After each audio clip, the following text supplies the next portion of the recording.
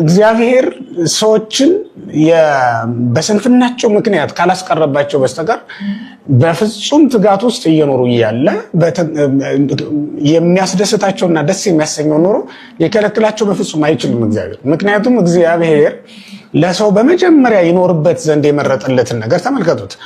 ብቻውን የሆን ዘንድ መልካም አይደለም ብሎ ረዳት የፈጠረለት እግዚአብሔር አይደለም እንዴ?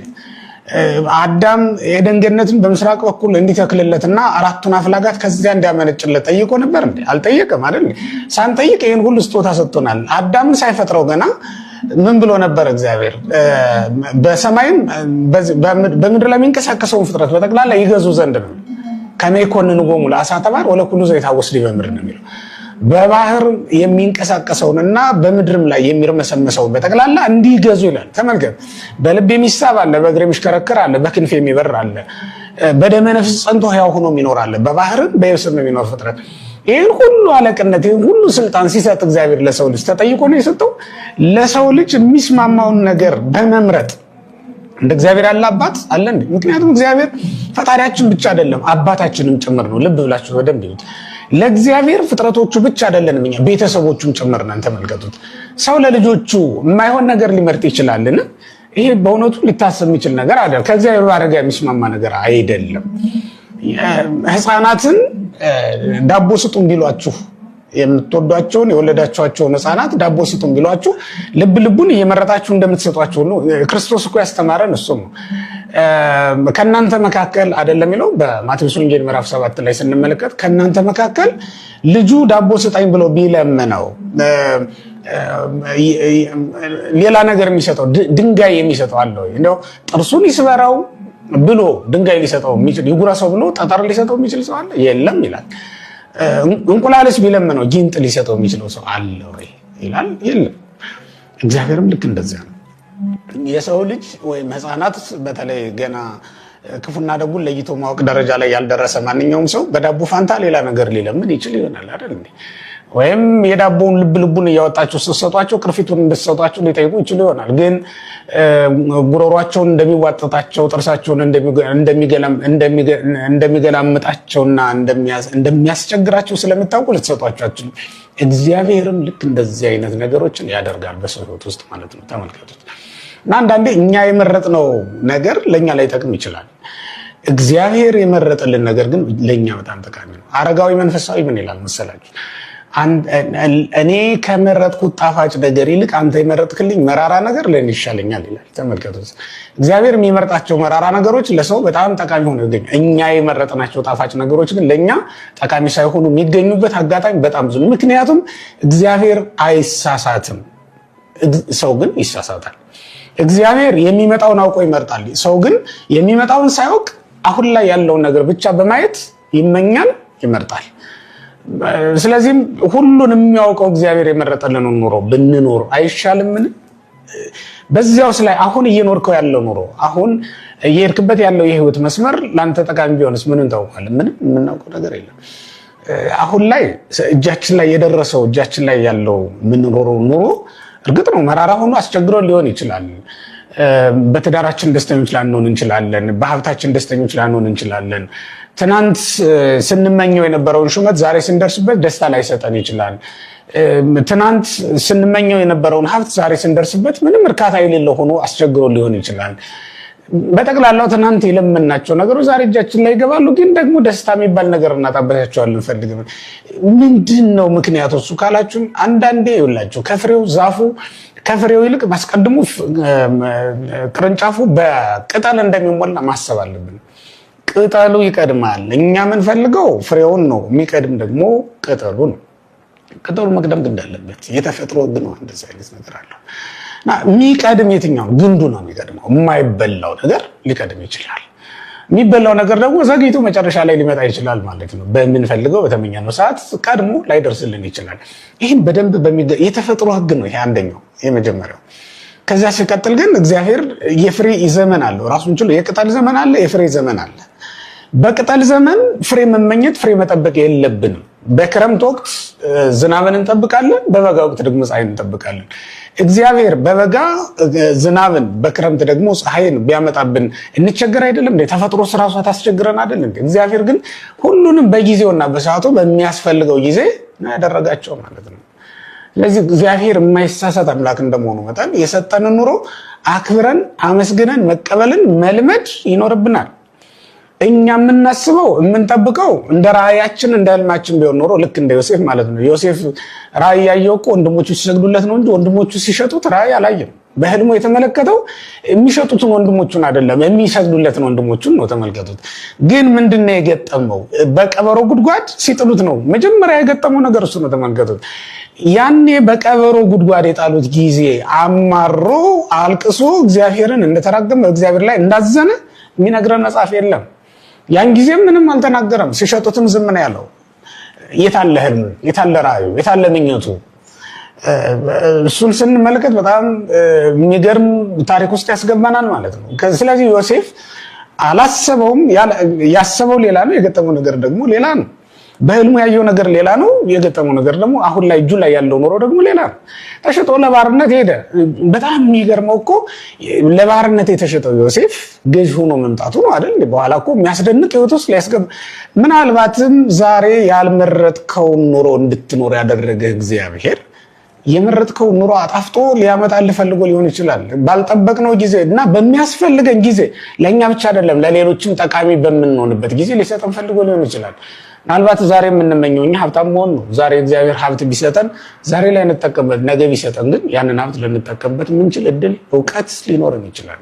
ስለዚህ እግዚአብሔር የምንጠቀምበት ደረጃ እስክንደርስ ድረስ ያዘገየዋል ማለት ነው። አንዳንዴ አባቶች አንዳች ነገር ይመኙልንና ወይም ይሰበስቡ ሀብት ያዘጋጁልንና ሊሰጡን ሊያወርሱን፣ ግን ነፍስ እስክናውቅ ድረስ ያዘገዩታል ማለት ነው። በባህታውያን ታሪክም እንዲህ አይነት ታሪክ ያላቸው ቅዱሳን አሉ። ጳውሊ እና ጴጥሮስ። አሁን ርዕሰ ባህታውያን ጳውሊ የምንለው ጴጥሮስ የሚባል ወንድም ነበረው። አባታቸው ሲሞት የሁለቱም አባት ለትልቁ ልጅ ነው ሀብቱን ሰጥቶ የሞተው።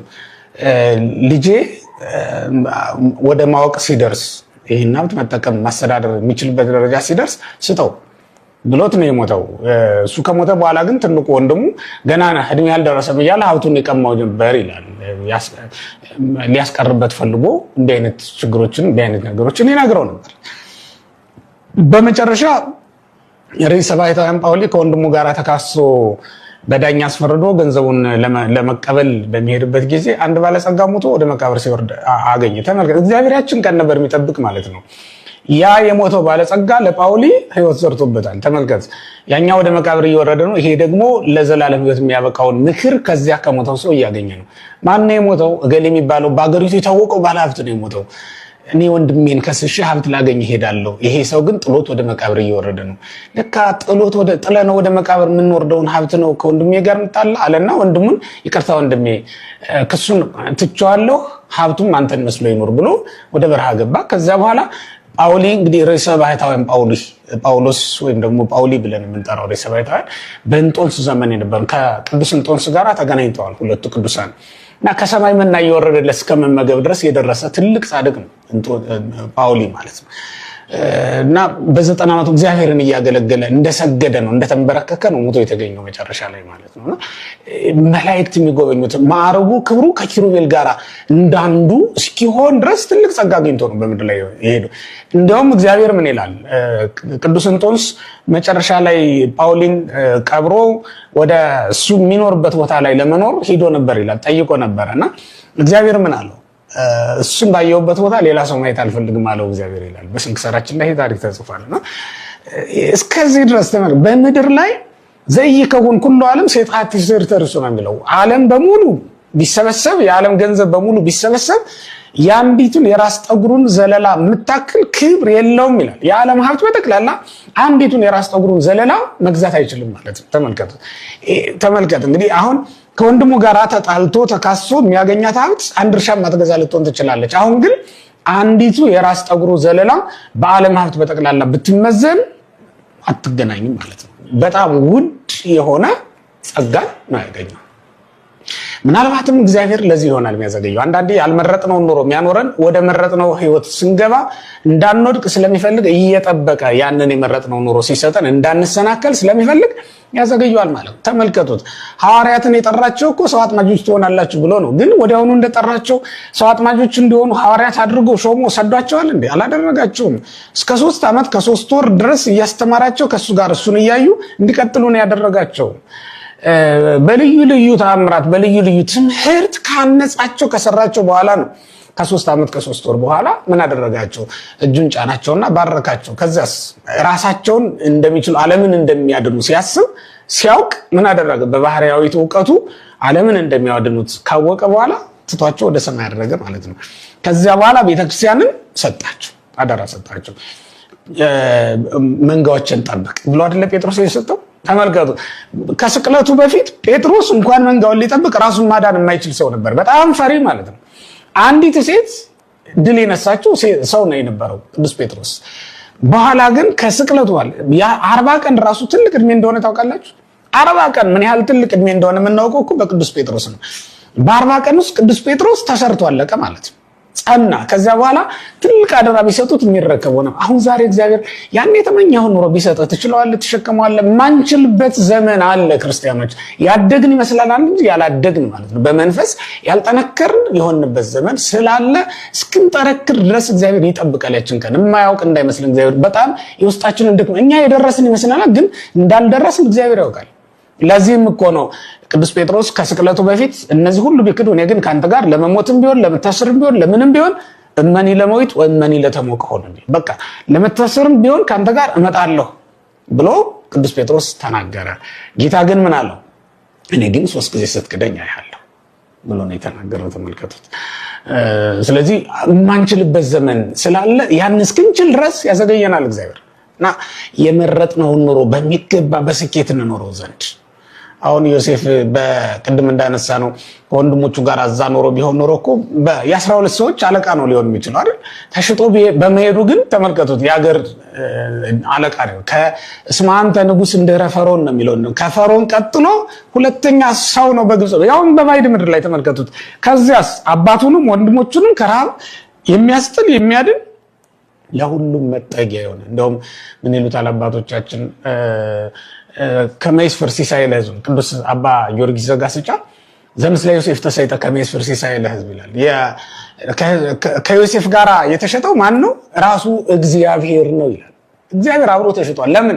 በግብፅ ሄዶ ግብፅ ላይ ቆይቶ ሕዝቡን ከረሃብ ያድናቸው ዘንድ ነው። ምግብ ሊሰፍርላቸው ከዮሴፍ ጋር የተሸጠው እሱ ነበር ይላል። በባርነት ውስጥ ማለፍ ግድ ሊሆን ይችላል። የመረጥከው ኑሮ ላይ እስክትደርስ ድረስ በባርነት ህይወት ውስጥ ልታልፍ ትችላለህ፣ ትገደዳለህ ማለት ነው። እና ይሄን ዛሬ እያለፍንበት ያለው መንገድ እግዚአብሔር የፈቀደልንና የመረጥነው የጠየቅነው ጥያቄ እስኪመለስልን ድረስ የምንኖረው ነው። ዛሬ ሊመረን ይችላል፣ ግን እውነት ለመናገር እግዚአብሔር የመረጠልን መራራ ነገር አጣፍጠን እንደ ጣፋጭ ነገር አድርገን መቀበልን መልመድ ይኖርብናል። እግዚአብሔር የመረጠልን ደዌ ከሆነ ከጤና የሚሻል ደዌ እንዳለ ማወቅ አለብን። እግዚአብሔር የመረጠልን ድህነትን ከሆነ ከሀብት የሚሻል ድህነት እንዳለ ማወቅ ይኖርብናል። አንዳንዶቹ ድሃ ሆነው ከእግዚአብሔር ጋር መኖር ይቻላሉ። አንዳንዶቹ ደግሞ ሀብታም ሆኖ ከእግዚአብሔር ጋር መኖር ያልቻሉ ስላሉ ማለት ነው። አሁን በእውነት የሉቃስ ወንጌል ምዕራፍ 16 ቁጥር 19 ላይ ያለውን ባለጸጋና ድሃ ሁለቱን ድሃና ባለጸጋ ስትመለከቷቸው የትኛውን ገጸ ባህሪ ነው ልትመርጡ የምትችሉት እናንተ? አሁን እናንተ የትኛውን ሰው መሆን ትፈልጋላችሁ ብትባሉ የትኛውን ልትመርጡ ትችላላችሁ? በእርግጠኝነት ያንን መጽሐፍ ያነበበ ሰው ባለጸጋውን መሆን የሚፈልግ ማንም ሰው የለም። እንግዲህ በሰውኛው ግን የባለጸጋው ህይወት በጣም ቀጭን የተልባ እግር ልብስ ለብሶ ምን ልብላ ቢል የሚበላው፣ ምን ልጠጣ ቢል የሚጠጣው ተስተካክሎ ተሟልቶ የሚዘጋጅለት የሚመጣለት እንኳን ያሰበው ያላሰበው እንኳን የተናገረው ያልጠየቀው የሚደረግለት ሰው እኮ ነበር አይደል? በኋላ ግን የዘላለም ስቃይ እኮ ነው የጠበቀው። ተመልከቱት። በተቃራኒ ሆነ ህይወት ትገለበጣለች። እንደዚያ ናት። ያ ድሃ በመንግስተ ሰማያት ተድላ ደስታ በሚፈስበት ስፍራ ላይ ወንዞች በሚፈሱበት ስፍራ ተቀምጦ ይመለከተው ነበር ይላል። ያ ባለጸጋ ደግሞ በተቃራኒው ምን ሆኖ ነበር? በሚያቃጥል እሳት ውስጥ በሚለበልብ መከራ ውስጥ ነበረ ይላል። እንዲህ ከመሆን ለማዳን እግዚአብሔር አንዳንዴ ሀብትን ሊከለክለን ይችላል። ያ ድሃ ያልመረጥኩትን ኑሮ ነው የሰጠኝ አላለም። ቁስለኛ ነበር፣ ያልመረጥኩትን ህይወት ነው እያኖረኝ ያለው እግዚአብሔር ብሎ በእግዚአብሔር ላይ አላንጎራጎረም። ስለዚህ ክርስቲያኖች ያልመረጥነውን ኑሮ የሚያኖረን እግዚአብሔር የመረጥነውን ኑሮ አስተካክሎ ሰጥቶን ተደስተንበት ጸድቀንበት ህይወታችን እንድትፈጸም በምድር ላይ ያለችው ህይወታችን እንድታበቃ ስለሚፈልግ እስከዚያች ቀን ድረስ ይጠብቀናል ማለት ነው። ወይም በሰማይ ስለተዘጋጀልን ተድላ ደስታ ሲል እግዚአብሔር በምድር ላይ ደስ እንዳይለን ሊያደርገን ይችል ይሆናል። ግን ያን ጊዜ በሐዘን ደስተኞች በመከራም ደስተኞች። ቅዱስ ጳውሎስ በሐዘን ደስ ይለኛል ይላል፣ በመከራ ደስ ይለኛል ብሎ ተናግሯል። በሁለተኛ ቆሮንቶስ መልእክቱ ምዕራፍ 6 ላይ በመከራ ደስ የሚለው ነው የነበረው ቅዱስ ጳውሎስ። እኛም በሐዘንም ቢሆን በመከራም ቢሆን ከእግዚአብሔር የተገኘ ከሆነ ማለት ነው። ያ ማለት ምንድነው? በስንፍናችን ወይም ደግሞ በኃጢአታችን ምክንያት የመጣ መከራ እንዳይሆን ግን መጠንቀቅ ያስፈልገናል ማለት ነው። ከዚያ ውጭ ከሆነ ከእግዚአብሔር ከሆነ ግን ከመረጥነው ኑሮ የተሻለ እያኖረን እንደሆነ እግዚአብሔር ማወቅ ይኖርብናል። 11 ጎረምሶች ብቻ ከሚሰግዱለት ዮሴፍን ወስዶ ዓለም እንዲሰግድለት ማድረጉን እንዳትረሱ ተመልከቱ። በአንድ መንደር ብቻ ከሚነግስ በዓለም እንዲነግስ እንዲታወቅ ስሙን በመጽሐፍ ቅዱስ የታወቀ ሰው እንዲሆን ስለፈለገ እግዚአብሔር ያንን ያደርጋል። ያዕቆብንም ይሁት አሁን ያዕቆብ ከእናትና ከአባቱ ቤት ሲወጣ እኮ ሞትን ፈርቶ ሸሽቶ የሄደ ሰው ነው። ግን በሄደበት ቦታ እግዚአብሔርም በሕልሙ አየው። ኦሪት ዘፍጥረት ምዕራፍ 28 ጀምራችሁ በተለይ እስከ ምዕራፍ 32 ድረስ ያለውን ስትመለከቱት በጣም የሚገርም ታሪክ ነው የምትመለከቱት። እግዚአብሔርን አየው። ከምድር እስከ ሰማይ ድረስ የተዘረጋ መሰላል ተመልክቶ የህይወቱን ውጣ ውረድ በጠቅላላ እዛ ላይ አሳይቶታል። መላእክት ሲወጡበትና ሲወርዱበት ነው የተመለከተው። ይህንን ራእይ ያየው ሞትን ፈርቶ ሞትን ሽሽት እየሄደ በነበረበት ዘመን ነው። እንኳን ከእግዚአብሔር ከእናትና ከአባቱ እንኳን ምንም ሀብት እንደማያገኝ ተስፋ በቆረጠበት ዘመን ከእግዚአብሔር የተሰጠውን ስጦታ መመልከት ያስፈልጋል። ይኸውላችሁ ያ ስደት፣ ያ መከራ፣ ያ ፍርሃት፣ ያ ሽሽት ይዞት የመጣውን በረከት መርሳት የለብንም። አሁን እየኖራችሁት ያላችሁት አስቸጋሪ ኑሮ ይዞት የሚመጣውን በረከት የምታውቁት ነገር የለም። እግዚአብሔር ብቻ ነው ጫፉን የሚያውቀው። ያ ያዕቆብ ያየው መሰላል ጫፉ ላይ እግዚአብሔር ነበረበት ይላል። ይሄ እንደ መሰላል የተዘረጋው መውጣትና መውረድ የበዛበት ህይወታችን፣ መሰላላማው ህይወታችን ጫፉ ላይ እግዚአብሔር ካለበት ምንም ችግር የለውም። አትፍሩ ክርስቲያኖች፣ መፍራት የለብንም። እግዚአብሔር ያለበት ቦታ ላይ ስንደርስ ምንም የፈለግነውን ነገር መሆን ስለምንችል ማለት ነው። ከዚያ በኋላ ሄዶ እንኳን እዛ በሄደበት በስደት በሄደበት ምድር ላይ የጠየቀውን ቀርቶ ያልጠየቀውን ሰጡት አይደል የሚለው። ራሔልን ጠየቀ፣ ሊያን ሰጡት። የወደደውን ሳይሆን ያልወደደውን ሰጡት ማለት ነው። ለወደደው ነገር ተገዝቶ ነበር፣ ያልወደደው ነገር ሆነበት መጨረሻ ላይ።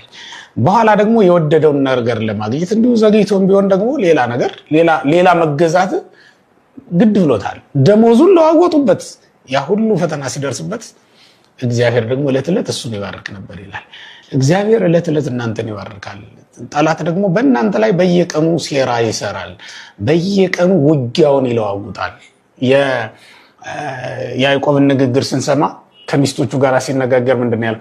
አባታችሁ በየቀኑ 10 ጊዜ ደሞዜን ቀያየረብኝ ይላል። ተመልከት፣ 10 ጊዜ ጠላት በእናንተ ላይ ጦሩን ሊቀይር ይችላል። አንድ ቀን ጠላት ያስነሳባችኋል፣ አንድ ቀን ያጠፋባችኋል፣ አንድ ቀን እንደው በቃ ያላሰባችሁት መከራ መጥቶባችሁ ልታዝኑ ያደርጋችኋል። አንድ ቀን ልጅ ይታመማል፣ አንድ ቀን ሚስት ትታመማለች፣ አንድ ቀን ባል ይታመማል። ብቻ በእያንዳንዱ ቀን ጠላት የእናንተ ቤት ውስጥ አንዳንድ ውጊያዎችን ያደርጋል፣ አንዳንድ ቀስት ይወረውራል ማለት ነው። 10 ጊዜ ጠላት ነገሮችን ቢለዋወጥም ግን እግዚአብሔር ደግሞ ዕለት ዕለት እናንተን እንደሚባርክ ማስባል። የሚባርካችሁ አምላክ ከእናንተ ጋር አለ። በመጨረሻም ያዕቆብ ራሱ መሰላሉ ላይ የነበረውን እግዚአብሔርን ወርዶ በአካል ተገናኝቶታል፣ አግኝቶታል እኮ በአካል አገኘው። ኦሪት ዘፍጥረት ምዕራፍ 32 ላይ እንደምንመለከተው ታገለ እኮ ነው። ከሰውም ከእግዚአብሔርም ጋር ታግላ አሸነፍክ ነው የተባለው። መጨረሻ ታግሎ ማሸነፍም መልመድ አለብን በእውነት ክርስቲያኖች። በቃ ከሰውም ከእግዚአብሔርም ጋር ታገለ፣ በመጨረሻ አሸነፈ። ካልባረከኝ አልለቅህም አለው። ባረከው፣ ዘርህን አበዛዋለሁ የሚለውን የአባቶቹን ቡራኬ እንደገና ደገመለትና እግዚአብሔር ሸኘው ማለት ነው ወደሚሄድበት ሀገር ላይ። የተወደዳችሁ እግዚአብሔር ቤተሰቦች፣ ታግለን ስናሸንፍ የምናገኘው በረከት ቀላል እንዳይመስላችሁ። ከሰውም ከእግዚአብሔርም ጋር መታገል ግን መልመድ ይኖርብናል። አንዳንድ እግዚአብሔርም የተወል ሊመስለን ይችላል። ሰዎችም በየቀኑ በእኛ ላይ የሚያሴሩ፣ በእኛ ላይ የሚዶልቱ፣ በእኛ ላይ በቃ ነገር የሚሰሩ ሊመስለን ይችላል። ላይሆንም እኮ ይችላል፣ ሊመስለን ግን ይችላል። በዚያ ሁሉ መካከል እናንተን የሚረዳ እግዚአብሔር ከሁሉም የበረታ ከሁሉም የጸና መሆኑን ማወቅ ይገባል ክርስቲያኖች። ይህንን ነው በዛሬ እንግዲህ የምላችሁ። ከመረጥነው ይልቅ ያልመረጥነው ኑሮ ለእኛ የተሻለ ሊሆን እንደሚችል ማሰብ ይኖርብናል። ብዙ ትልልቅ ሕይወት ያላቸው ትልልቅ ቅድስና ያላቸው ቅዱሳን፣ ትልልቅ ክብር ያላቸው ቅዱሳን ያልመረጡትን እግዚአብሔር የመረጠላቸውን ኑሮ ይኖሩ ናቸው። አብርሃምን ተመልከቱት። አገር የመረጠለት ማን ነው? እግዚአብሔር አይደለም እንዴ? አገር የመረጠለት እኮ እግዚአብሔር ነው። ማርና ወተት የምታፈሰው ምድር አብርሃም የት ያውቃታል? አያውቃትም። አገር የመረጠለት ራሱ እግዚአብሔር ነው። እዚያ በመረጠለት ቦታ ሄዶ ሲኖር ነው እግዚአብሔር አከበረው። ከአብርሃም እንደሚወለድ እግዚአብሔር ራሱ ወርዶ አነጋገረው። ዘርህ እንዲህ ይሆናል ብሎ እንደውም በዘርህ የምድር አሕዛብ ሁሉ ይባረካሉ ብሎ የመረጠለት ራሱ እግዚአብሔር ነው። እግዚአብሔር በመረጠልን ኑሮ መኖር መልመድ ይገባናል ክርስቲያኖች። ለዮሐንስ መጥምቅ ማለት ነው። ማን ነው በምድረ በዳ መኖርን በምድረ በዳ ማደግን የመረጠለት? ማን ነው? ራሱ እግዚአብሔር እኮ ነው። ዮሐንስ መርጦስ አይደለም ይሄድ ወደ ምድረ በዳ። እናቱ ነበረች ይዛው ሸሸችው። እናቱም ሞተች። እናቱም ሞተች። ዮሐንስን ግን በምድረ በዳ እግዚአብሔር አሳደገው ተንከባክቦ ማለት ነው። ዮሐንስ እድገቱ ከሰው ጋር ቢሆን ኖሮ እንደ ሰው ይኖር ነበረ። እድገቱ በምድረ በዳ በመሆኑ ምክንያት ግን ለእግዚአብሔር የተለየ ሰው ሆኖ ቀረ ማለት ነው። እና ልዩ መልእክተኛ ሆኖ ተመዘገበ። ተመልከት፣ ማንም ያላገኘውን ማዕረግ ነው የተቀበለው። መጥምቀ መለኮት ተብሎ ነው የተጠራው። እመቤታችን ቅድስት ድንግል ማርያም ሰው የመረጠላትን እሷ ራሷ የመረጠችውን ኑሮ አይደለም የኖረችው፣ እግዚአብሔር የመረጠላትን ኑሮ ነው የኖረችው። ሐና እናቷ ለቤተ እግዚአብሔር ወስዳ ስትሰጥ ይሄንን ታውቅ ነበር እንዴ? ወላዲተ አምላክ እንደምትሆን ሐና ራሷ ደግሞ የእግዚአብሔር አያት እንደምትሆን ታውቅ ነበር እንዴ? አታውቅም እኮ። የምታውቀው ነገር የለም። ወስዳ ለቤተ እግዚአብሔር ሰጠ። እመቤታችን ቅድስት ድንግል ማርያምም የምትኖረውን ኑሮ ራሷ መምረጥ የምትችልበት ዘመን ላይ አልነበረችም። ምክንያቱም የ3 ዓመት ብላቴና ስለነበረች ማለት ነው። የ3 ዓመት ብላቴና አፏ እህል ያለመደ ልቧ ዘመድ ያልወደደ እናት ገና። ስለዚህም ወሰዷት። በ3 ዓመቷ እግዚአብሔር ተቀበላት። በ12 ዓመቷ በ15 ዓመቷ ደግሞ 12 ዓመት ቤተ መቅደስ ቆይታ አሁንም እንዴት ልትኖሪ ትፈቅጃለች ተብላ ስትጠየቅ ከእግዚአብሔር እንጂ እኔ በማስበው አይደለም እግዚአብሔር ያውቃል ብላ ነው የተናገረችው። በቅዱስ ኤፍሬም በውዳሴ ማርያም ላይ ተጸረወት ብልያ አምር ምንተን ይላታል። መልካ ውዳሴ የደረሰው ሊቅ በኋላ ላይ ይህን ቃል ወስዶታል። ካበሰረኝ ከመላኩ ቃል በስተቀር ሌላ እንዳላውቅ እግዚአብሔር ያውቃል ብላ እስክትናገር ድረስ እግዚአብሔር በመረጠላት የኖረችው እመቤታችን ቅድስት ድንግል ማርያም ናት። ተመልከቱት። በዮሴፍ ቤት መኖርን እሷ መርጣው አይደለም፣ በእግዚአብሔር ምርጫ ነው የሄደችው። እግዚአብሔር በመረጠላት ኑሮ እየኖረች ወላዲተ አምላክ የሚል ማዕረግን የተቀበለችው። አምላክ ከስጋዋ ስጋ ከነፍሱ እግዚአብሔር ወደ ምድር በተመለከተ ጊዜ ከሷ በቀር ማንንም አልመረጠም። የእግዚአብሔር ምርጫ ጠብቃ የምትኖር እሷ ብቻ ስለነበረች፣ በራሷ ምርጫ የማትኖር እሷ ስለነበረች እግዚአብሔር ወደ እሷ መጣ ማለት ነው። በራሳችን ምርጫ ያጣነውን ሕይወት በእግዚአብሔር ምርጫ ግን ተቀበልነው መልሰን ማለት ነውና የእግዚአብሔር ምርጫ መልካም ነው እና በዚያ መኖርን መልመድ ይኖርብናል ለማለት ነው። እንግዲህ ለዛሬ በዚህ ላይ ይበቃናል። የተወደዳችሁ የእግዚአብሔር ቤተሰቦች እንግዲህ ከተጠየቅነው ጥያቄ አንፃር ይሄንን ለማለት ሞክሬያለሁ። እግዚአብሔር ይስጥልኝ።